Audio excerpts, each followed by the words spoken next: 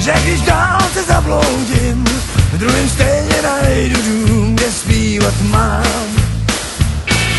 Však mě vybírám, co v tom třetím zaspívám.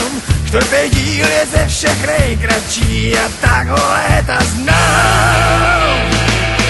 Ráno jedem dál, nás čeká další sál a tam rozjedem znovu ten velký seriál.